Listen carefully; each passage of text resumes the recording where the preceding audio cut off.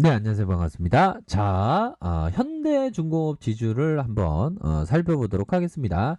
자, 배당락의 어떤 영향으로 주가가 하단선에서 주가의 하락선이 나왔는데, 뭐 배당락이라고 하면 배당만큼의 어떤 갭의 차이로 주가가 좀 하락하는 그런 어떤 현상인데, 이런 부분은 결국에는 그 주가가 잠시의 일시적인 어떤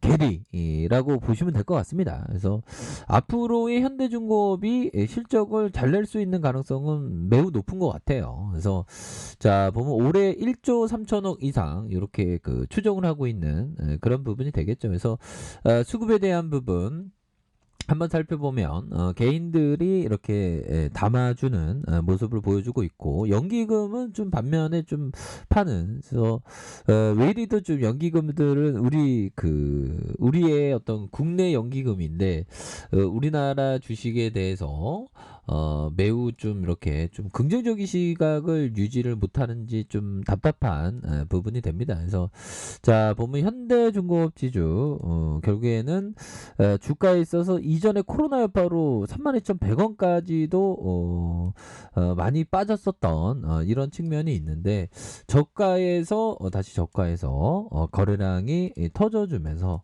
다시 한번 터닝할 수 있는 그런 어떤 모습이 나와줄 수 있는 가능성은 충분히 있는 기업이기 때문에 다시 한번 추세가 나타날 수 있는 가능성이 많지 않나라는 생각이 들고요. 자, 롯데 지주를 한번 살펴보도록 하겠습니다. 자, 롯데 지주 볼린저 밴드 하단선에서의 모습을 보여주고 있고요.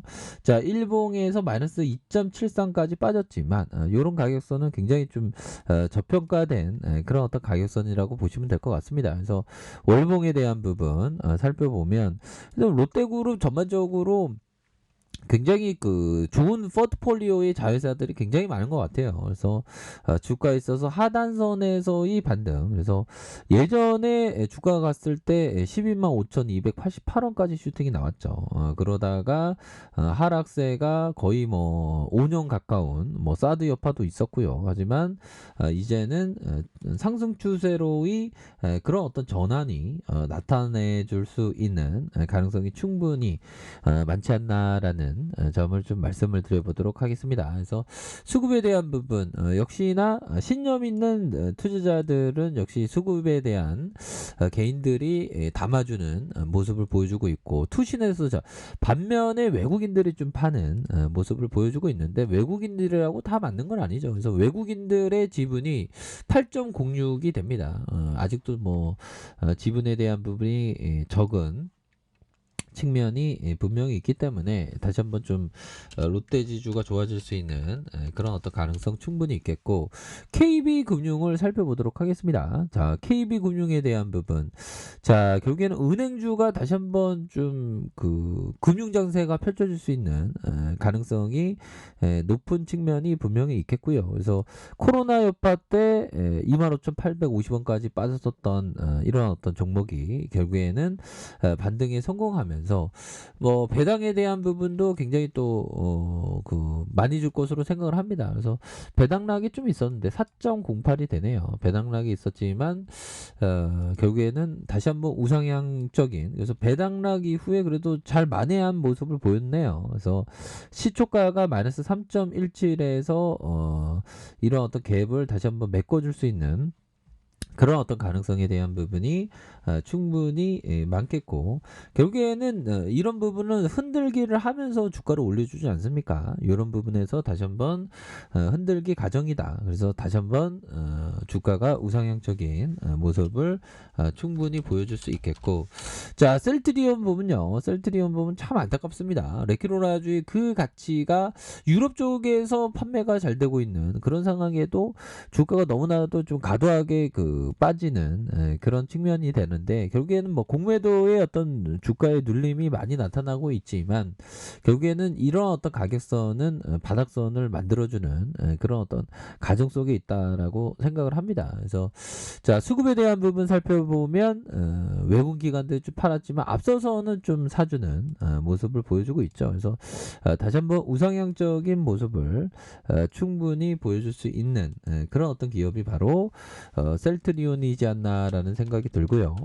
자, 현대차의 질주가 굉장히 좀 많이 좋았었던 연초만 하더라도 많이 좋았죠. 하지만 후반에 좀 쉬어가는 국면이 나타났지만 다시 한번 거래량이 터져주면서 주가를 올려줄 수 있는, 그래서 현대차의 어떤 발전 속도는 굉장히 좀 빠르지 않습니까? 그래서 우리 현대차가 국내의 어떤 우수한 기업이기 때문에 결국에는 기업의 가치가 반영되는 그런 어떤 순간들이 온다라고 생각을 합니다. 그래서 음량의 이런 어떤 패턴이 나와주고 있는 상황에서 다시금 거래량이 터져주면서 올려줄 수 있는 부분은 충분히 있는 게 아닌가라는 생각이 들고요.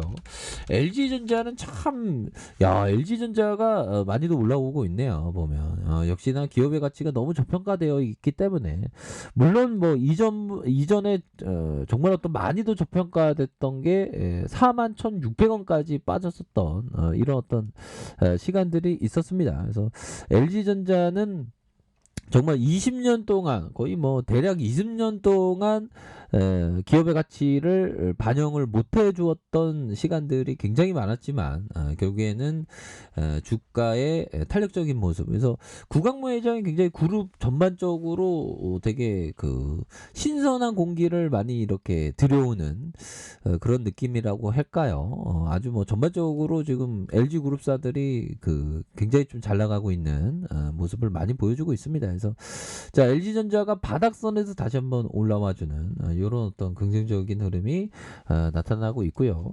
자, 보면 삼성전자, 뭐 앞으로 반도체 빅사이클은 계속되는 거 아니겠습니까? 그래서 일봉에서 이 바닥선에서 다시 올라와 주면서 뭐 약간의 차익실은 있었지만 다시 한번 주가에 있어서 우상향적인 모습을 충분히 보여줄 수 있겠다, 뭐 이런 어떤 생각이 드네요. 그래서 자, 외국인들이 많이 담아주고 있습니다. 뭐 애플과 비교했을 때 삼성전자는 반도체도 있는데도 불구하고 좀 많이 저평가돼 있죠. 그래서 외국인들의 어떤 순매수가 많이 나타나주고 있는 그런 모습을 보여주고 있겠고요.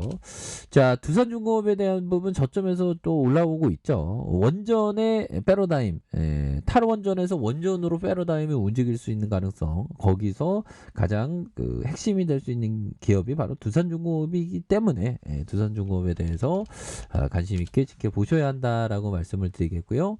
자, 삼성생명에 대한 부분, 자, 결국에는 주가에 있어서 하락에 대한 부분이 많이 나왔지만 메이저가 다시 밑단에서 자꾸 올려주고 있지 않습니까? 보면 그래서 지금도 많이 저평가되어 있는 그런 어떤 상황입니다. 그래서 바닥선은 31,700원에서 슈팅, 다시 바닥선에서 재차 상승할 수 있는 이런 어떤 모습은 충분히 나올 수 있겠고, 카카오는 조금 좀 쉬어가는 모습을 보여주고 있네요. 그래서 액면 분할 이후에 좀 슈팅 나왔다가 조금 쉬어가는, 그래서 하지만 4분기 실적도 굉장히 좋다라고 시장에서 평가를 하고 있습니다. 보면 그렇기 때문에 카카오도 다시 한번 좀 좋아질 수 있는 모습은 보여줄 수 있을 것으로 생각을 하고요.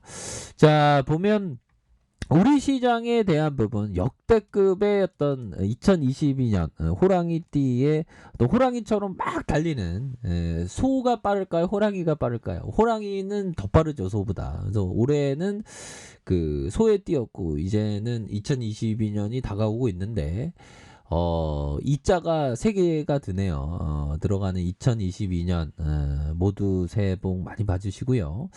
자, 보면 우리의 어떤 시장은 결국엔 초저평가다. 뭐 미증시, 뭐 다른 여타 나라보다 우리 시장은 별로 오른 게 없습니다. 뭐 코인도 많이 오르고 뭐 부동산도 많이 올랐다고 하지만 우리 시장은 뭐 오른 게 별로 없죠. 보면 그렇기 때문에 시장에는 아직도 좋은 기업들이 많기 때문에 이럴 때일수록 오히려 더 오히려 뭐 오미크론 터진 거나 뭐 그런 거 개념치 마시고 결국에는 미래에 대한 어떤 강한 어떤 확신으로 좋은 기업을 장기 투자하는 게 결국에는 돈을 벌게 되어 있습니다. 결국 좀 단기적인 시각보다 장기적인 관점. 그래서 주식시장은 뭐 부침이 있었지만 결국 우상향 해오는 그런 어떤 자본주의 역사가 계속되고 있지 않습니까? 그렇기 때문에 지금 기업에 대한 부분, 주가가 많이 저평가되어 있는 그런 어떤 기업에 대해서 오히려 더 멀리 보면서 좋은 기업을 담아가는 그런 어떤 전략이 유효하겠다. 뭐 이렇게 말씀드려 보도록 하겠습니다. 항상 새해 복 많이 받으시길 바라겠습니다. 감사합니다.